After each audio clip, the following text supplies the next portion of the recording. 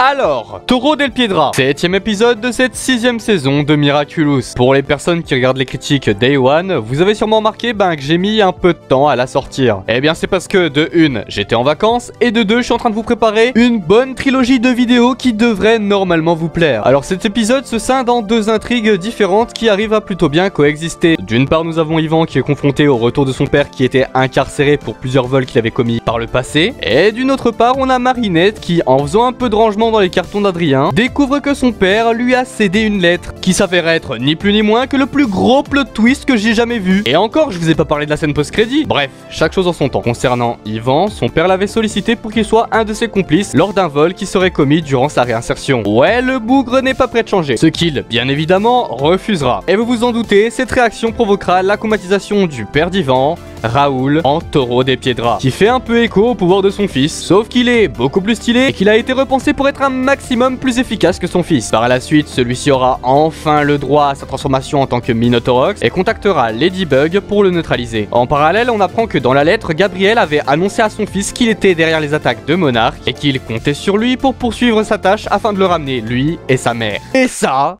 c'est juste dingue. Je sais pas vous, mais cet aveu m'a fait penser à une animation de fan qui avait été faite où Adrien reprenait les rênes du travail de son père après sa mort. Comme quoi, on n'est pas forcément très loin de la vérité dans la communauté. Nathalie voudra déchirer la lettre, mais Marinette l'en empêchera et la gardera avec elle. Ce qui préfigure, je pense, une petite révélation à Adrien qui ne saurait tarder. Globalement, je trouve que c'est un bon épisode avec pas mal de rebondissements, notamment sur la scène post-crédit dont je vous parlerai bientôt, vous inquiétez pas. J'ai pas oublié, c'est vraiment un épisode qui s'avère être intéressant sur plusieurs plans, notamment par rapport à la aux violences parentales que Ivan a dû faire face avec son père. On aura même un parallèle entre le père d'Ivan et le père d'Adrien, que je trouve plutôt intelligent. D'une part, on a un antagoniste qui s'assume jusqu'au bout, mais qui finira par avoir une petite rédemption, et d'une autre, on en a un qui rêve de s'assumer devant son fils depuis plusieurs saisons. On pense notamment à l'épisode Félix, et qui finalement ne le fera jamais de son vivant, en tout cas pas à ce que je sache. En revanche, je trouve qu'il y a une petite occasion manquée du côté de la scène d'introduction, parce qu'à la base, parmi les nombreux scénarios prévus pour la fin de Gabriel, il y en avait un où il restait en vie, mais se faisait arrêter par les autorités et mis en prison. Sauf que ça a été revu et changé pour le public brésilien. J'en avais notamment parlé dans mon iceberg de Miraculous, pour celles et ceux qui se souviennent. Et du coup, c'est dans ces moments-là que je me dis,